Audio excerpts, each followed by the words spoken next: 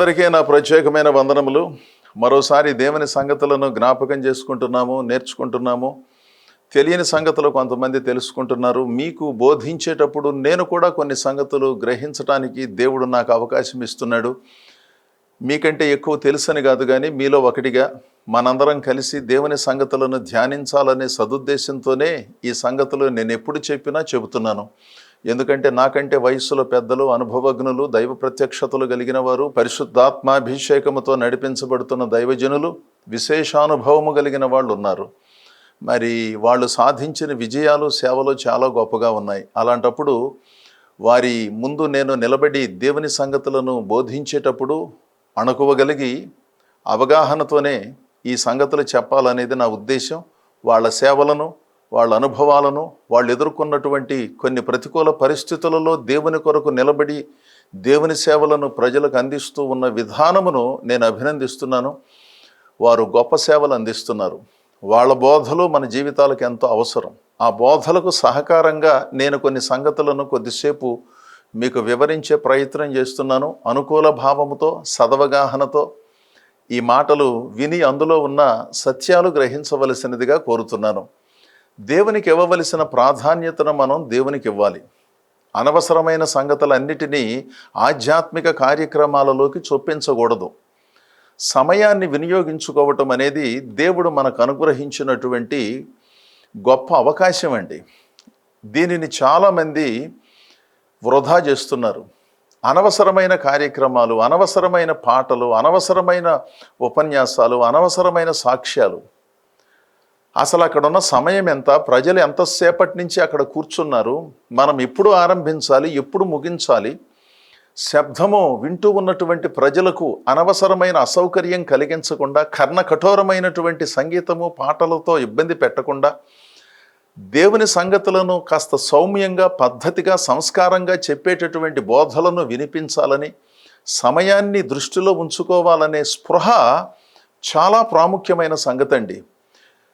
కొన్ని సమావేశాలలో విజయవంతంగా కాలహరణం ఎలా జరిగించాలో వాళ్ళు నేర్చుకుంటున్నట్లుగా అనిపిస్తుంది. అంటే విజయవంతంగా కాలహరణం జరిగిస్తారు, దేవుని వాక్యం చెప్పే సమయం మాత్రం ఏమీ లేదు. రకరకాలైనటువంటి ప్రజలు వస్తారు, రకరకాలైన పాటలు పాడతారు. ఒక సమావేశంలో ఎన్ని పాటలు పాడాలి, ఎన్ని పదుల పాటలు పాడాలి, ఎవరు పాడాలి, ఎందుకు పాడుతున్నారు, అవి అవసరమా? 2, 3, 4 చక్కగా శ్రావ్యంగా, శృతి శుభకంగా, అందరికీ ప్రశాంతమైనటువంటి వాతావరణాన్ని ఆలోచన కలిగించే విధంగా పాడితే కమ్మగా ఉంటాయి. పాట వినపడకుండా సంగీతం వాయించాలనేది కొంతమంది ఉద్దేశం, అందరిది కాదు. వాళ్ళను మనం నియంత్రించలేము. ఎందుకంటే ఎవరి శబ్దం వాళ్ళు వినిపించుకోవాలని కోరుకోవటం తప్ప అసలు పాట శబ్దంలోకి వెళ్ళిపోయింది, అసలు ఏం పాడుతున్నారో తెలియటం లేదు అనే కనీసపు స్పృహ లేదు. కార్యక్రమాలను నడిపించేవారు వాటిని నియంత్రించడానికి శక్తి లేదు. ఎందుకంటే చెప్పిన వాళ్ళు వినరు. చెప్పినప్పుడు తగ్గిస్తారు, మరుక్షణం మరలా పెంచుకుంటారు. అందరూ కాదు, కొంతమంది. రకరకాలైనటువంటి కార్యక్రమాలు, సుదీర్ఘమైనటువంటి కార్యక్రమాలు, దేవుని పేరుతో దేవునికి సంబంధం లేనటువంటి సంగతులతో కొన్ని విషయాలు జరగటం మన అందరికీ తెలుసు కదా. అత్యంత ప్రాముఖ్యమైన సంగతులను మనము ఏ విధముగా క్రోడీకరించి వాటిని ఓ చోట చేర్చి ఆనాటి సాయంకాలపు సభో, మధ్యాహ్నపు సమావేశమో, లేకపోతే మరి ఎప్పుడు ఏర్పాటు చేసుకున్నా ఈ పాటలు పాడండి, వీళ్ళు పాడండి, ఈ సాక్ష్యం చెప్పండి, ఈ వాక్యం చెప్పండి అని చక్కగా ఆ సమయాన్ని వినియోగించుకుని ప్రజలను దేవుని పేరుతోనూ కార్యక్రమాల పేరుతోనూ విసిగించకుండా ఎంతమంది కార్యక్రమాలను జరిగిస్తున్నారు? అవసరమైన దేవుని సంగతులను వినిపించే ప్రయత్నం ఎంతమంది చేస్తున్నారు? ఎవరొచ్చి పాట పాడతారో తెలియదు, ఏం పాట పాడతారో తెలియదు, ఎలా పాడతారో తెలియదు, ఎలా వాయించాలో వాయిద్యకారులకు అసలు తెలియదు. ఏదో ఒకటి తెప్పలబడి వాళ్ళేదో వాళ్ళను వెనకేసుకొస్తూ ఉంటారు వారి సంగీతంతో. ఇలా రకరకాలైనటువంటి కార్యక్రమాలతో అవసరమైన దేవుని సంగతులకు ప్రాధాన్యత లేకుండా పోయింది కదా. దేవుని వాక్యాన్ని వినిపించడానికి అవకాశం లేదు. అప్పటికే కాలాతీతం అయిపోతుంది. 10:30, 11 అవుతుంది. అప్పుడు దైవ సేవకులు వచ్చి ఏం వాక్యం చెబుతారు? చెప్పినప్పుడు వినే ప్రజల మానసిక స్థితి ఏమిటి? ఎప్పుడు వెళదామా, చాలా సమయం అయింది, మంచు పడుతుంది, పొద్దుపోయింది, మా ప్రాంతానికి వెళ్ళాలంటే 1 గంట సమయం పడుతుంది, పొద్దున్నే లేవాలి, పొలం పనులు చేసుకోవాలి. ఈ ఆలోచనలతో నింపబడి రకరకాలుగా మనోవేదనకు గురవుతూ ఉన్నటువంటి విశ్వాసులు కొంతమంది ఉంటారు. దేవుని సన్నిధిలో దైవ సంబంధితమైన కార్యక్రమాలను జరిగించినప్పుడు అది ఆదివారం ఆరాధనలైన, శుక్రవారం ప్రార్థనలైన, బహిరంగ సమావేశములైన అవసరమైన దేవుని సంగతులను ఆ అవసరము మేరకే సమయ పరిధిలో ప్రజల మనోభావాలను గుర్తించుకొని, ప్రజల సమయము కూడా విలువైనదనే సంగతిని గుర్తించి, ఎంతసేపు మన కార్యక్రమాలు, మన పటాటోపాన్ని చూపించుకోవటానికి రకరకాలైన విన్యాసాలు చూపిస్తూ కాలక్షేపం చేయటం కంటే, వచ్చిన ప్రజలు కూడా మేధావులు, వాళ్ళు కూడా బహుముఖ ప్రజ్ఞాశాలురు ఉన్నారు, మన ముందు కూర్చున్న ప్రజలకు ఏమీ తెలియదు అన్నట్లుగా కొంతమంది వ్యవహరించడం చాలా విచిత్రంగా ఉంటుందండి. ఈరోజు మీరెరిగిన ఓ సంగతిని జ్ఞాపకం చేస్తాను. లోకాసువార్త 10వ అధ్యాయము 41వ వచనములో బేతనీయులో ఉన్న మరియా మార్త ఇంటికి యేసు ప్రభు వెళ్ళినప్పుడు జరిగిన ఒక సంభాషణలో నుంచి ఒక మాట. అందుకు ప్రభువు, మార్తా మార్తా, నీవు అనేకమైన పనులను గూర్చి విచారము కలిగి తొందరపడుచున్నావు, కానీ అవసరమైనది ఒకటే. మరియ ఉత్తమమైన దాన్ని నేర్పరచుకొనెను, అది ఆమె యొద్ద నుండి తీసివేయబడదని ఆమెతో చెప్పాను.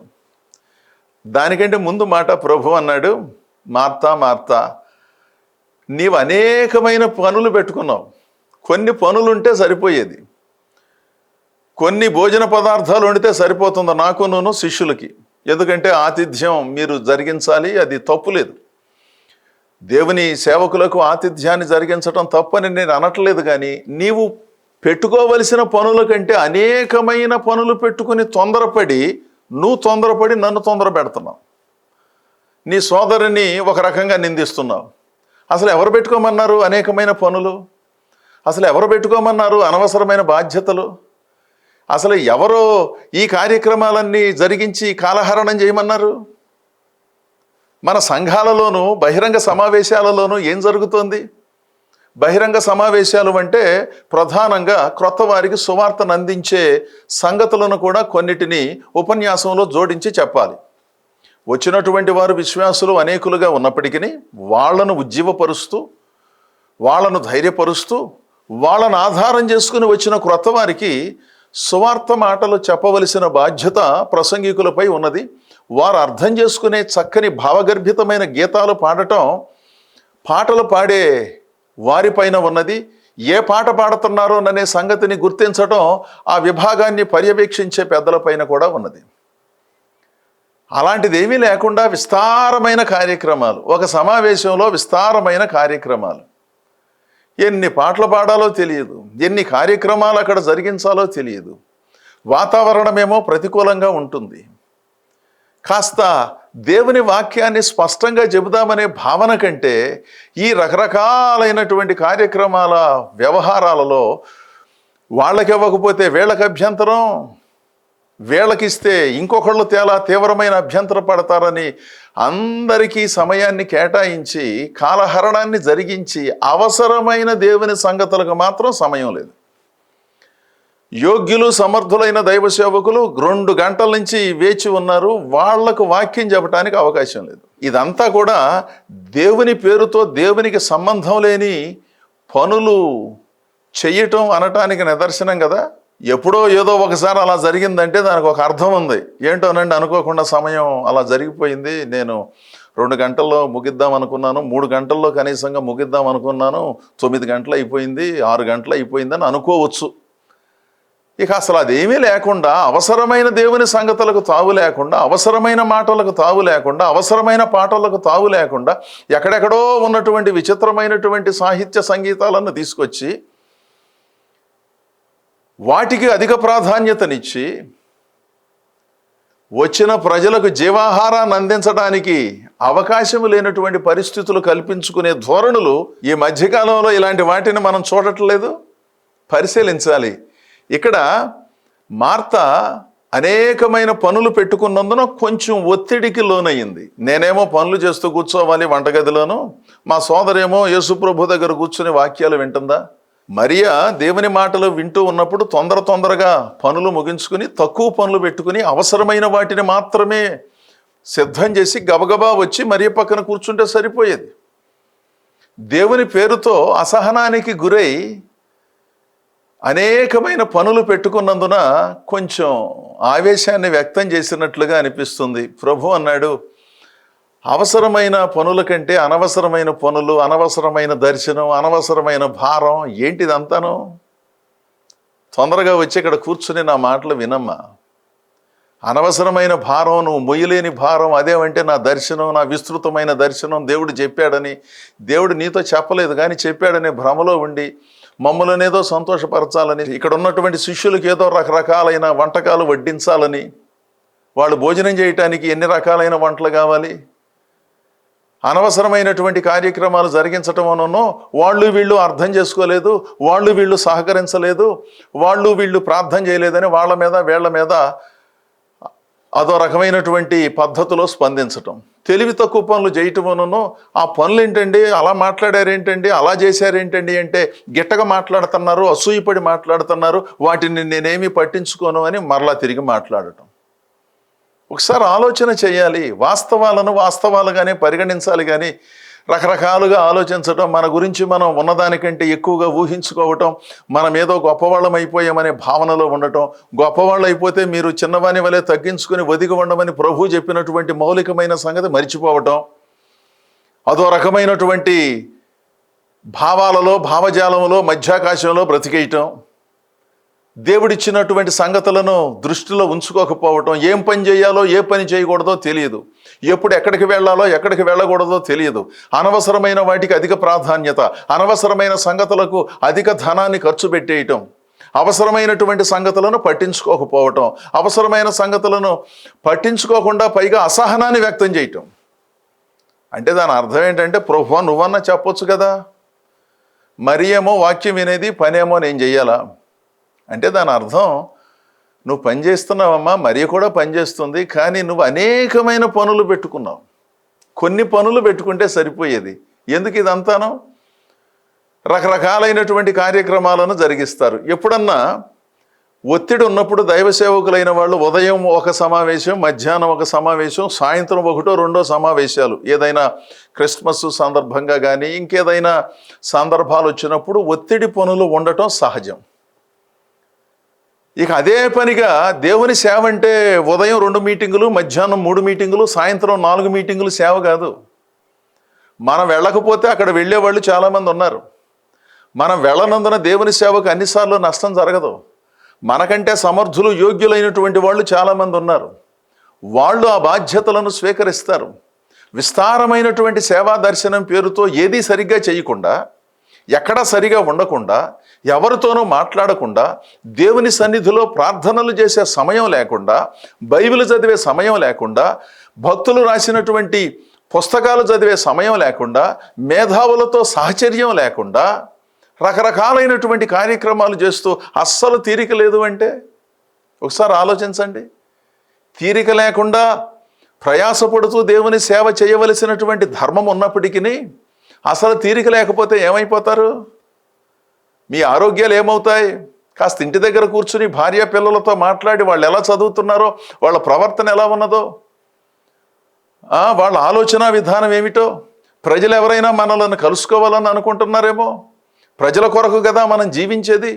ఈ సంగతులను ఆలోచించకుండాను దేవుని సేవ భారము పేరుతో బాధ్యతలను విస్మరించి విచిత్రమైన పద్ధతులను అనుసరిస్తూ, పైగా ప్రభు పైనే అసహనాన్ని వ్యక్తం చేస్తూ, నేను నీ పనే కదా చేసేది, నీ పని వలనే నేను అటు ఇటు తిరుగుతున్నాను కదా, నా కుటుంబాన్ని నువ్వు పట్టించుకోకపోతే ఎలాగో అన్నట్లుగా అనకపోయినా ఆ భావాన్ని వ్యక్తం చేస్తూ మార్తవలే స్పందించే విచిత్రమైన మనుషులు చాలామంది ఉన్నారు ఈ రోజుల్లో. విశ్వాసులు ఉన్నారు, సేవకులు ఉన్నారు, నాయకులు ఉన్నారు.